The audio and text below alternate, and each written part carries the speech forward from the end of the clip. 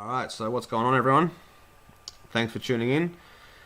Today I'm going to take you guys through a video I watched the other day by an individual named Mark Passio.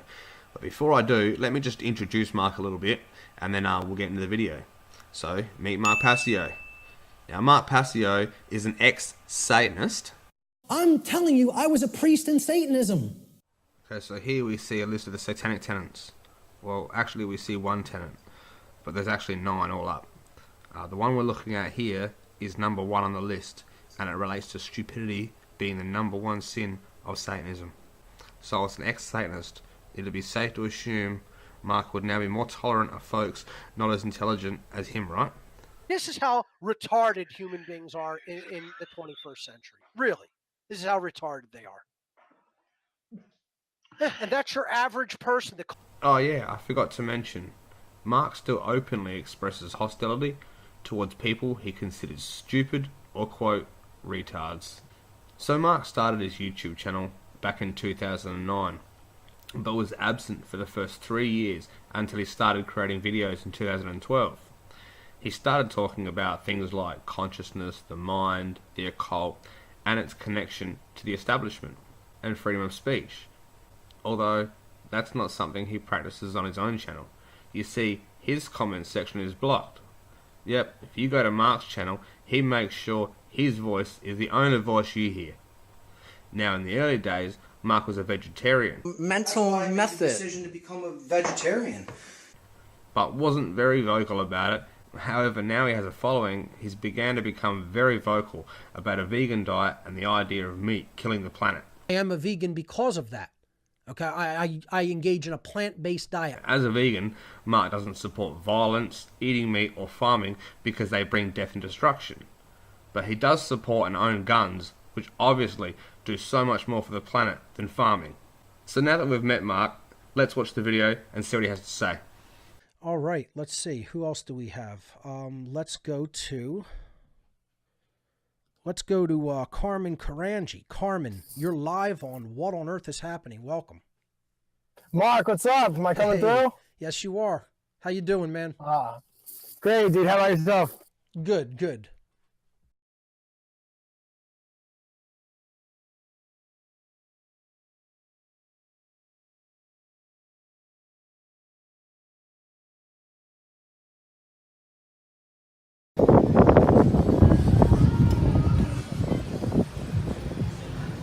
Good evening. How's everybody doing today? Alright, this message is for anybody who's planning on enjoying a cheesesteak or some cheese fries. Everybody here looks like they have family. I can tell a lot of you are here with your family. How would you feel if I took your kids and ate them? Would anybody be happy about that? How would I feel if... Alright, so let's agree. I won't eat them, but I like their fluids. So what I'm going to do is I'm going to steal your kids, and then I'm going to extract their fluids through... I mean, I can't really describe it to you because you might lose your appetite. It's kind of the point.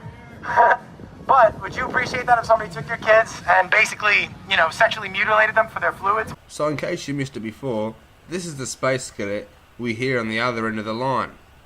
Oh, now, what kind of extremist dickhead approaches total strangers buying their lunch and attempts to force his religion on them by comparing their children and sexually mutating and eating them to doing the same to a cow? A sick fuck who places equal value on a cow and a child. That's what kind of extremist dickhead approaches total strangers buying their lunch and attempts to force his religion on them. So anyway, let's go back to the video. Like, Mom, isn't like electricity a renewable resources? Why do we still use like gas for like cars and stuff? And like the mom will come up, she'll try to remember whatever weird explanation that overcomplicates a very simple, you know, thing. and that's like what people's like modus operandi is. But yeah, like Let me ask you something. As a person who's been engaging in a plant-based diet for many years, what is the biggest justification that you hear for people not moving more toward a plant-based diet in your life? What do you hear from people who won't engage this dynamic or just acknowledge that it's a better way to be in the world because it causes less harm, and like where they're falling short in even acknowledging that this is true? What's the justifications you hear spouted from people? It's usually like a dead tie between the misinformed people who believe that it's necessary, and it's less of that they believe it's necessary and more that like they need it to be necessary for them to justify their behavior. That's what I've noticed. But that's the biggest one for me. I think more people still believe that human beings must eat meat to be in optimum health. They actually, in the year 2019. Okay, so first of all, no one needs to justify a fucking thing. No one is trying to justify a fucking thing to any one of these clowns when they have a conversation with them regarding veganism. Why they would suggest that people are trying to justify themselves or their actions to these people like they're somebody, like people give a fuck what they think, is beyond me. The ego is just ridiculous here. I answer to me, okay? I don't answer to you, either one of you fucking clowns, alright? And I don't answer to any other vegan out there either. I answer to me, alright? So number 2 is the claim that veganism creates less harm.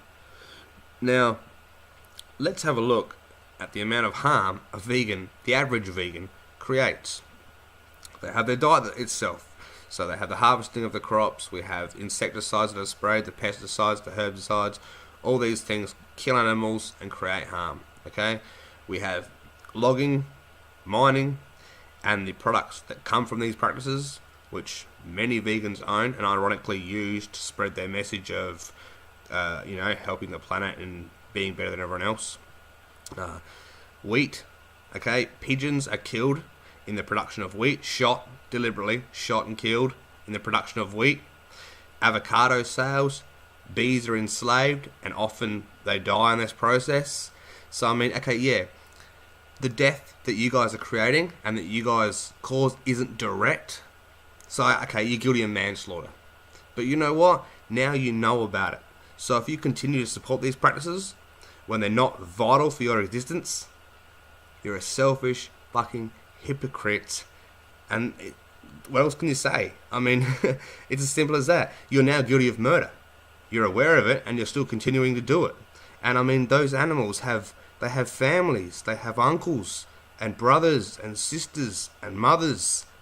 They just want to live and be free. And all because of your taste pleasure for plants and fruit, fuck them, right? See, it's a pretty stupid argument when the shoe's another foot in it.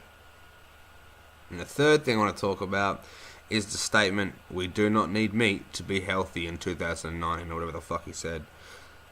This is complete nonsense. Biologically, we require certain vitamins, certain nutrients to be optimal, to be healthy. Okay, and many of these things are in nature are not found in plants. They are only found in animal products. Having said that, I find it very, very hard to accept the notion that we are biologically designed to require certain things that are not found in plants, that are only found in animals, yet it's wrong to eat animals, we have to eat plants.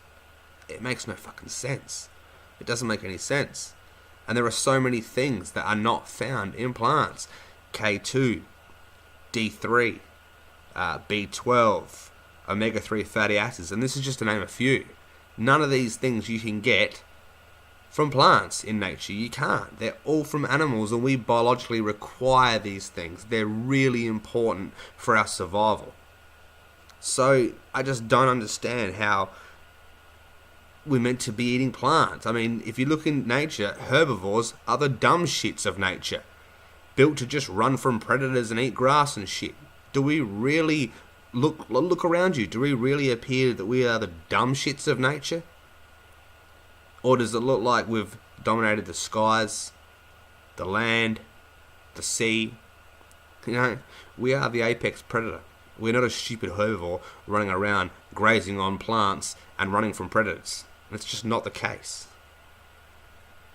With all of the science that has been fully shown, and like I posted this book that goes into a lot of the science. I said I wasn't really going to cover it that much on the show. One of the things I want to do when I hang up the call with you in a little bit, Carmen, is I want to show people what I posted with the last podcast, because there's a lot of good educational material there that I think people should go through. And one of them is a book called You Don't Need Meat. by a researcher named Peter Cox. And basically he covers in this book the science that definitively proves that the human physiology does not require animal flesh in the diet, or really any animal products. So in our search for truth, where do we go for answers? What sources do we have to go to? Well, most people go to what I call the big four, and they are politics, religion, science, and the New Age movement. And each one of these is an ideological system. It's an institutionalized system of thought. Okay, see, the thing here, Mark, is we just heard you tell us that science has all the answers for veganism, and that morally we should be vegans because it's a better way to be. And then we heard you tell us that science and religion and other systems of authority that are man-made are all boxes of thought. So how come you can use science to promote veganism if it's a box of thought? How come you can use morality to promote veganism if it's a box of thought? Because where does morality come from? It comes from religion, doesn't it?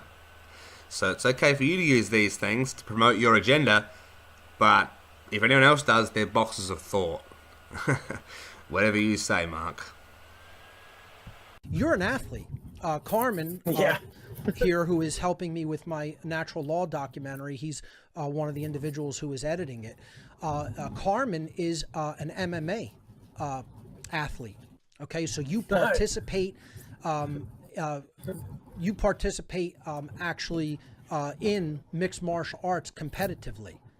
Daily beatdowns. So think about that, folks. I mean, he's trained in MMA and particularly trained in Brazilian-style jiu-jitsu, and he competes in MMA, in the sport of mixed martial arts. And you're a fully plant-based, eating a fully plant-based diet, a vegan. Yep. And check this out. It actually helps me in a lot of ways. Like, for example, my most recent fight, I got hurt in training camp. I got an actual bruised rib. Like, it was like I would say like 2 pounds per square inch of force away from being a broken or fractured rib. But it was like as bad as you can get without fracturing. And it was like 2 weeks before the fight. But since basically what heals your body is the rate of which you can, get rid of inflammation. Right. When you have a plant-based diet, things like that heal at phenomenally quicker rates. Like, I noticed that when I transitioned, and now like I can rely on it. It's actually, I rely on it as a form of white magic, to be completely honest, to sort of like transcend the injuries I do sustain. Like, you know what I mean? Being a vegan doesn't necessarily make me the best martial artist, so I do take my lumps. But the good thing is, being a vegan allows me to recover from those lumps faster and also not sustain injury. I mean, I don't tear muscles, I don't pull things. Everything is super healthy under the hood. You know what I mean? And that's where it counts. Yeah. All right, so this is some footage of the guy that's talking on the other end of the line of his fight. Notice I said fight. I didn't say fights, because you see, what you're watching is the only fight he ever had. Okay, he's not a world-class MMA athlete like Mark paints him to be.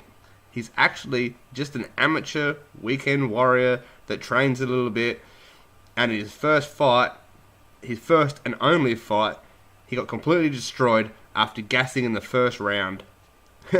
I guess his white magic plant-based diet failed him. Also, everything he said about injuries and plants healing, complete bullshit. Complete, utter nonsense. I mean, I think another thing I should have mentioned when it comes to like positive nutrients to put into your body, things that help with inflammation, like turmeric.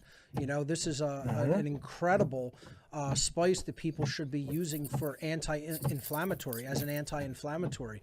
And then you mix that with things like black pepper, piperine, and it'll be absorbed into the body even faster and more readily. So, people should look into turmeric formulas, or just buy a bunch of powdered turmeric and encapsulate it, buy vegan capsules and, cap it up and, just take lots of it, because anti-inflammation, inflammation is the source of just about every disease. So you want to talk about inflammation, huh? Okay. Well, I agree. Inflammation causes most disease. But many vegan foods create inflammation. High omega-6 foods like nuts, vegetable oil, flax oil, grains and soybean oil, just to name a few, all create inflammation due to their high omega-6 content. Also, sugar creates inflammation, but so do carbohydrates as they convert to sugar in the body. And vegan diets are made up mostly of carbs, sugar, and grains like soy that are rich in omega-6. But aside from the inflammation caused by the high omega-6 and sugar intake, vegans will also have trouble with vitamin absorption due to the high level of anti-nutrients they consume. You see, anti-nutrients can block the absorption of proteins due to enzyme inhibitors, and things like phytic acid can block the absorption of minerals like calcium, magnesium, iron, and zinc. Now soy, the favourite vegan grain, contains anti-nutrients that do all the things I just listed and more. You see, plants don't want their children eaten either. Their seeds, and they can't run away, so they've developed things like anti-nutrients to deter predators. So I guess my point here is, how will a little sugar and spice, or fruit and turmeric, reverse the inflammation caused by the large consumption of sugar, carbohydrates, and omega-6 foods vegans consume? And that's providing you're able to actually absorb much of what you eat, considering all the anti-nutrients vegans also consume. Anyway, let's get back to the video. Exactly. It's the root cause. And that's kind of like how I like to try and approach veganism. I take the balanced approach, but I also try to almost in a way, like sort of like market it to the individual in the sense that like, hey, look, this is going to make you feel like 50 times better than however you feel right now if you're a carnist. Like on every level, physically, mentally, and spiritually, your life is just going to glow. Sure. Did he just say he takes the balanced approach to veganism? Yeah, right. So 50 times better no matter how you feel as a carnist, huh? What a ridiculously biased claim. Balance, right?